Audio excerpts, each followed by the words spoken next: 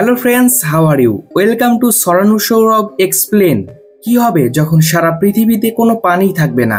সেই সময়টি কেমন কঠিন হতে পারে, আর সারা পৃথিবীতে পানি না থাকার কারণে কি কি ঘটতে পারে সেই বিষয়গুলো আজকের মুভি থেকে আমরা জানতে পারবো। তো আজকের মুভিটি অনেক ইন্টারেস্টিং হতে চলেছে, তাই এখনই আমাদের চ্যানেলটি সাবস্ক্রাইব করে রাখো।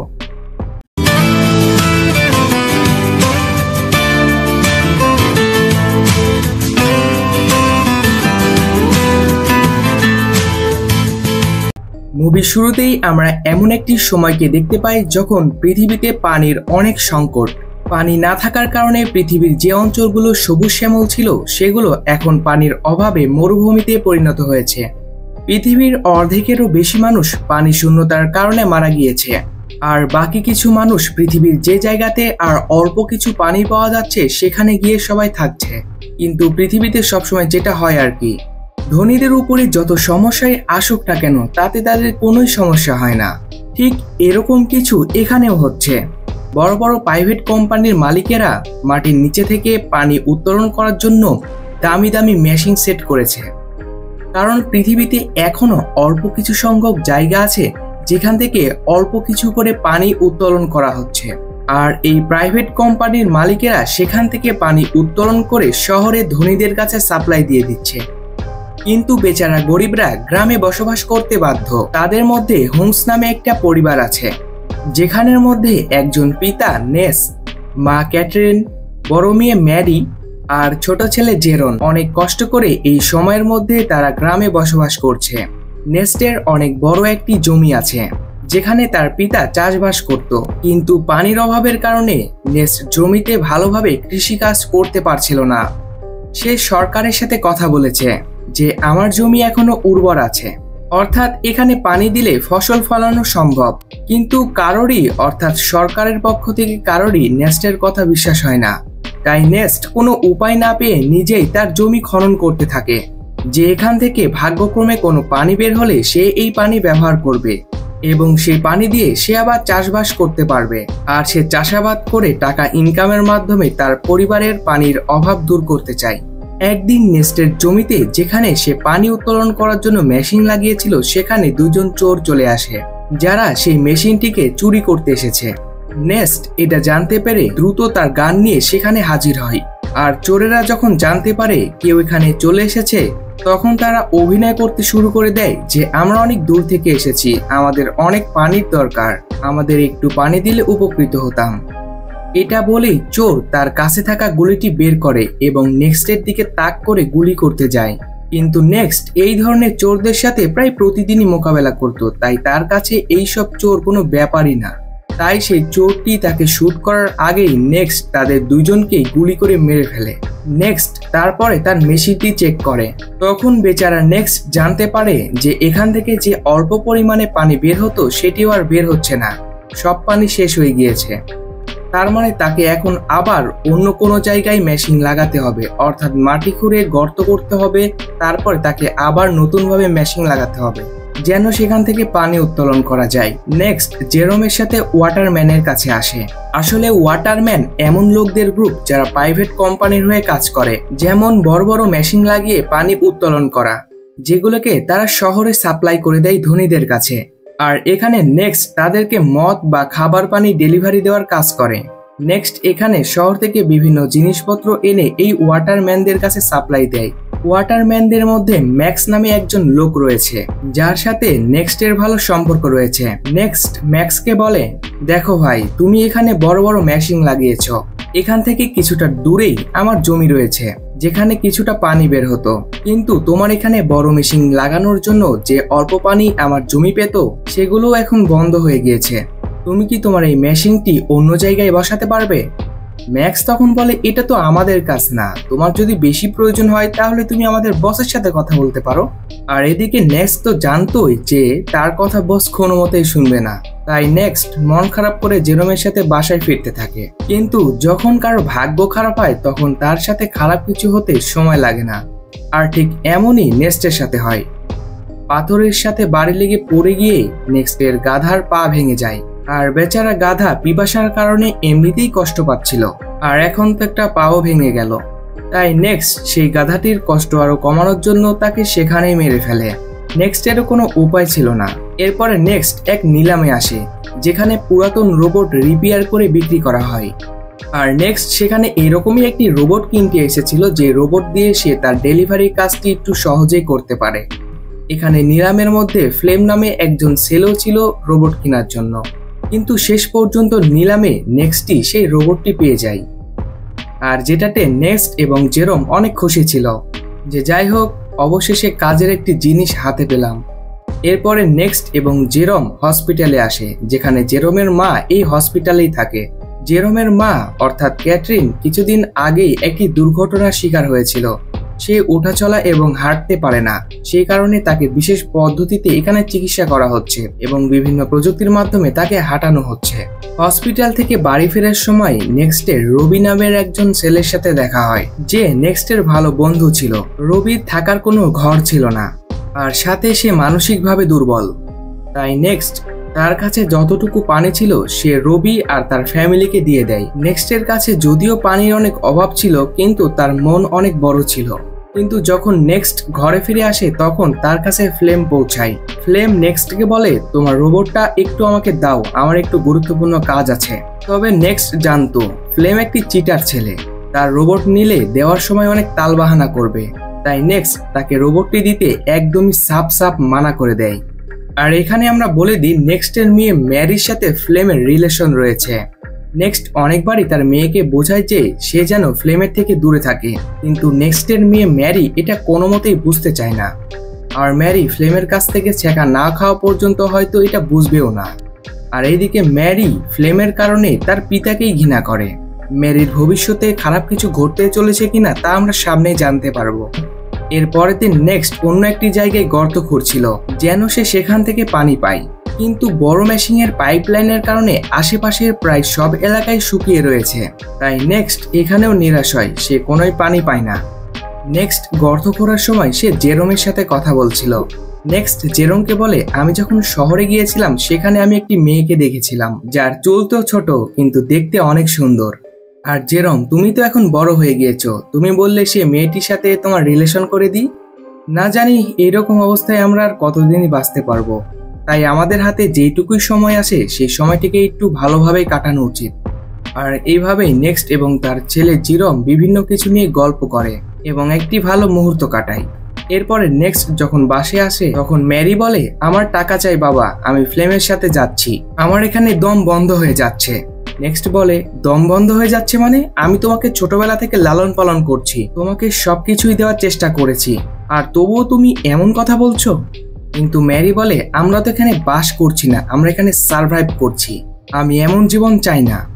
নেক্সট অনেকবার ম্যারিকে বুঝালে ম্যারি যখন মানে না তখন নেক্সট ম্যারিকে একটি রুমের মধ্যে আটকে দেয় এবং সেই রুমের জানালা লোহা দিয়ে আটকিয়ে দেয় যেন ম্যারি ফ্লেমের সাথে দেখা করতে না যেতে পারে। এরপরে নেক্সট যখন সাপ্লাই দেওয়ার জন্য শহরে যাচ্ছিল তখনই সে জানতে পারে তাদের গ্যারেজ থেকে সেই রোবটটি গায়েব হয়ে গিয়েছে।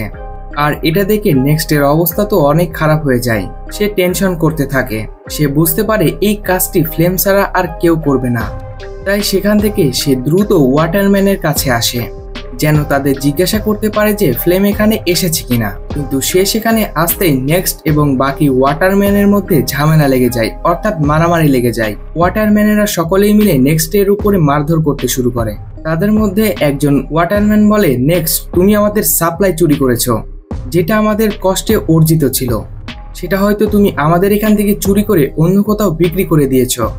নেক্সট তখন বলে আরে কি বলছো তুমি, আমি তো নিজেই তোমাদেরকে জিজ্ঞেস করতে এসেছি যে ফ্লেম এখানে আমার রোবটটি নিয়ে এসেছে কিনা, আর উল্টো তোমরা আমাকে সন্দেহ করছো। নেক্সট তখন বুঝতে পারে অবশ্যই এটি ফ্লেমের কাজ, ফ্লেমই এখান থেকে সাপ্লাই চুরি করে নিয়ে গিয়েছে। তাই নেক্সট এটি বুঝতে পেরে কোনো রকম ওয়াটারম্যানদের হাত থেকে বের হয়ে সেখান থেকে চলে আসে। আর এরপরে নেক্সট ফ্লেমকে খুঁজতে থাকে, আর বেশ কিছুক্ষণ খোঁজার পরে সে ফ্লেমকে পেয়ে যায়। আর এইদিকে নেক্সটের সন্দেহই সঠিক ছিল, ফ্লেমই সাপ্লাই চুরি করেছে, আর সেটা সে আরামে খাচ্ছিল। তাই নেক্সট গান পয়েন্ট করে ফ্লেমকে ভয় দেখায়, আর নেক্সট ফ্লেমকে ওয়াটারম্যানের দিকে নিয়ে যেতে থাকে এটা বলার জন্য যে সাপ্লাই নেক্সট চুরি করেনি, চুরি করেছে ফ্লেম। কিন্তু হাঁটতে হাঁটতে তারা অনেক ক্লান্ত হয়ে যায়, বিশেষ করে নেক্সট। সাথে তার পানিও শেষ হয়ে গিয়েছিল। তাই ফ্লেম তাকে লোভ দেখায় যে সাপ্লাই থেকে আমি কিছু মদ খেয়ে ফেলেছিলাম, এখন অল্প কিছু মদ বাকি আছে, নাও আমরা দুইজনে সেই মদটি অর্ধেক করে খেয়ে ফেলি। ওয়াটারম্যানেরা সর্বোচ্চ হয়তো আমাদেরকে মারবে, কিন্তু আমরা যদি এখন এই মদটি না খাই তাহলে আমরা দুইজন এখানেই মারা যাব। আর এটাতে নেক্সটও রাজি হয়ে যায়। কিন্তু যখনই সে ফ্লেমকে রশি থেকে মুক্ত করে তখন ফ্লেম নেক্সটের উপরে হামলা করে বসে। বেচারা নেক্সট আগে থেকেই অনেক তৃষ্ণার্ত ছিল, আর এখন মার খাওয়ার কারণে তার অনেক রক্তক্ষরণ হতে থাকে। এরপরে ফ্লেম জোর করে সব মদ নেক্সটের মুখে ঢেলে দেয়, যাতে করে ওয়াটারম্যানেরা যখন নেক্সটকে এইভাবে পড়ে থাকতে দেখবে তখন যাতে তাদের বিশ্বাস হয়ে যায় যে নেক্সটই তাদের সাপ্লাইটি চুরি করেছিল আর সেই তাদের মদ সব খেয়ে ফেলেছে। এছাড়াও ফ্লেম নেক্সটকে মেরে মেরে রোবটের সাথে বেঁধে দেয়, যাতে সবাই বুঝতে পারে যে রোবট আউট অফ কন্ট্রোল হয়ে নেক্সটের উপর হামলা করেছে, যার ফলে তার মৃত্যু হয়ে যায়। আর এটাই হয়, বেচারা নেক্সট মারা যায়। আর সবারই তাই মনে হচ্ছিল যে রোবটই নেক্সটের প্রাণ নিয়েছে, কিন্তু বাস্তবে তো তা না, নেক্সটকে ফ্লেমই মেরে ফেলেছে। এরপরে আমাদেরকে দেখানো হয় জেরন মন খারাপ করে বসে থাকে। সে সব রাগ রোবটের উপরে দেখায় এবং রোবটকে ভাঙার চেষ্টা করে, কারণ সে বিশ্বাস করেছিল এই রোবটই হয়তো তার বাবাকে মেরে ফেলেছে।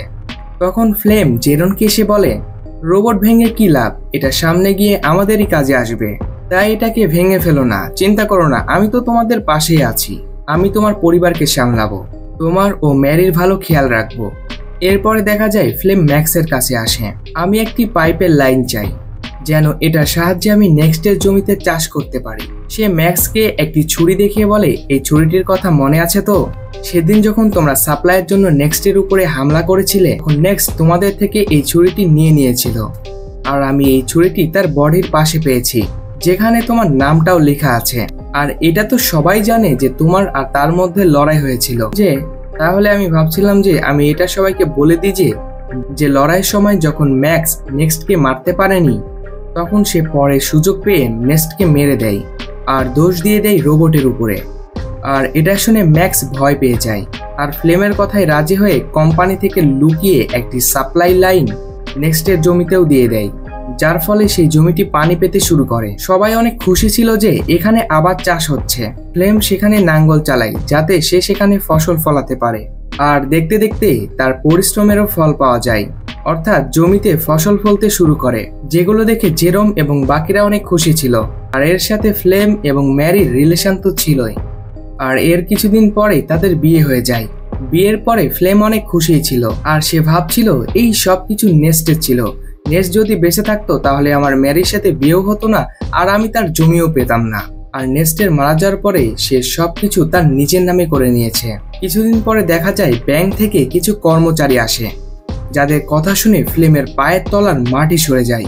ব্যাংকের কর্মচারীরা বলে, যেই জমিতে তুমি ফসল ফলিয়েছ সেই জমিটা নেক্সট আমাদের কাছে বন্ধক রেখেছিল, আর সেটা তো তোমার না, তাই এই জমিটি এখন থেকে ব্যাংকেরই হবে, আর এখানে যে তুমি ফসল ফলিয়েছ সেগুলো ব্যাংকের। ফ্লেম তখন রেগে গিয়ে বলে, না, এই কথাটা তোমাদের ফসল ফলানোর আগে বলা উচিত ছিল, তাহলে এই জমিতে আমি ফসলই ফলাতাম না। কিন্তু ব্যাংকের কর্মকর্তারা তার কোনো কথাই শোনে না, আর তারা বলে 1 সপ্তাহের মধ্যে টাকা দিতে না পারলে এই জমিটাকে তুমি ভুলে যাও। এটা বলে তারা সেখান থেকে চলে যায়।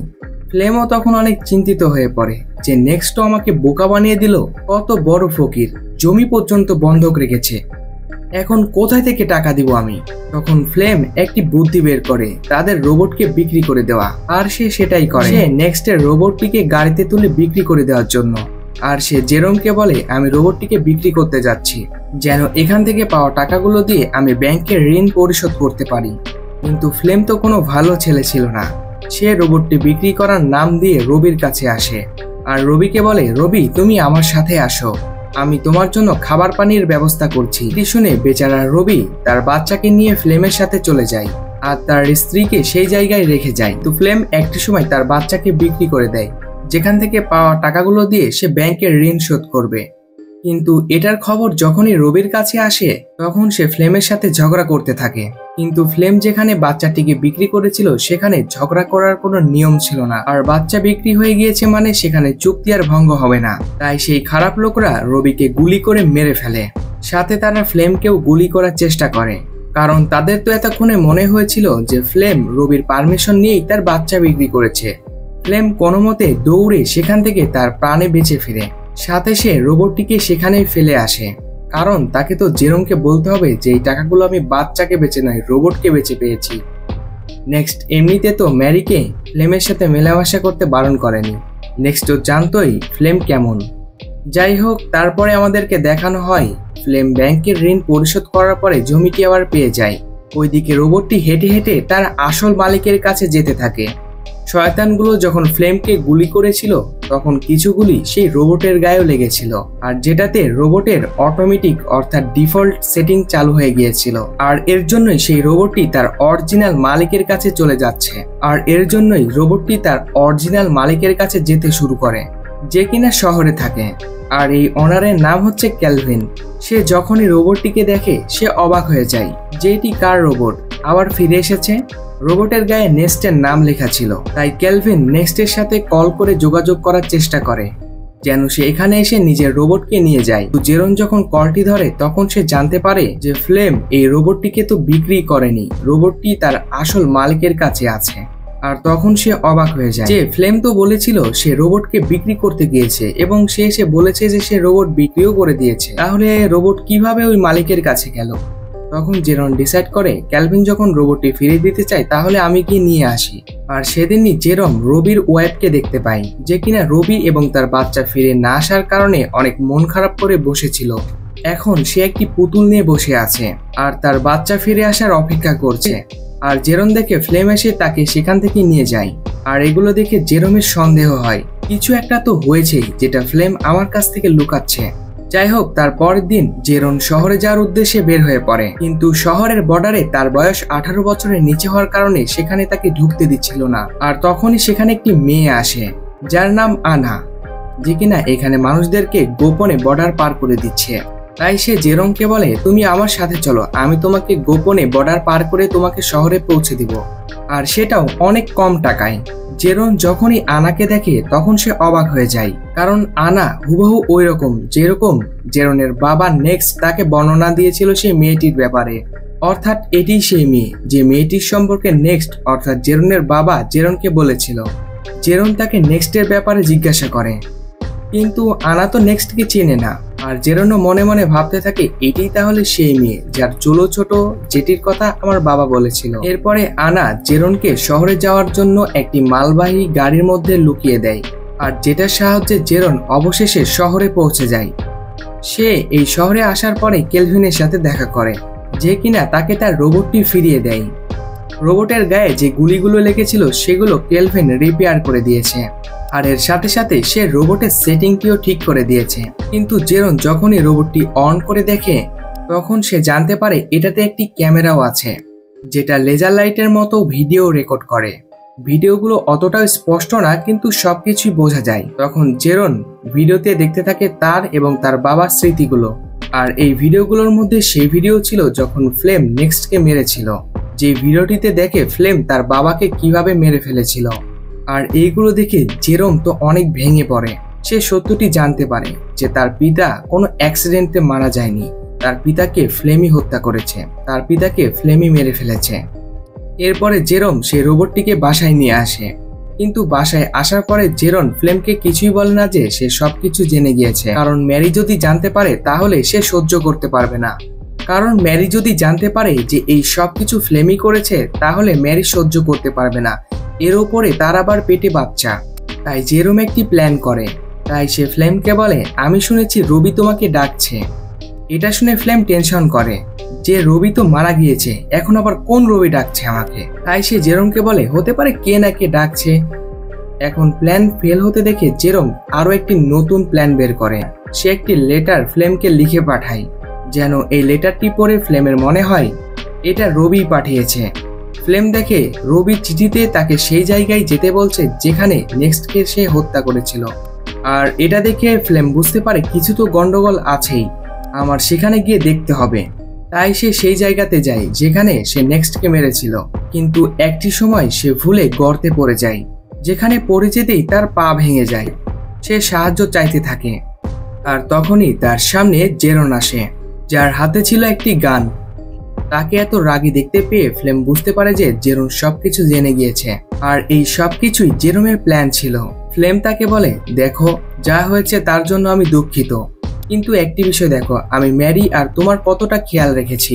যদি আমার কিছু হয়ে যায় তাহলে ম্যারি কিন্তু এইগুলো সহ্য করতে পারবে না, তাই আমাকে যেতে দাও। কিন্তু জেরন তার কথা শোনে না, তাই সোজা তাকে গুলি করে মেরে ফেলে।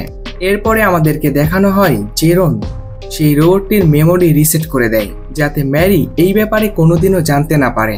সে চায় না ম্যারি সত্যিটি জানুক। কিছুদিন যাওয়ার পরে যখন ফ্লেম ঘরে আসে না, তখন ম্যারি অনেক টেনশন করতে থাকে।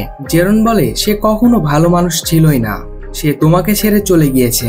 এটা শুনে ম্যারি অনেক দুঃখী হয় আর নিজের মন থেকে ফ্লেমকে উঠিয়ে দেয়, অর্থাৎ ফ্লেমকে ঘৃণা করতে শুরু করে দেয়। জেরন খুব ঠান্ডা মাথায় তার বদলা নিয়েছে। এরপর থেকে জেরন এবং ম্যারি তারা দুইজনেই ঘর পরিচালনা করতে শুরু করে।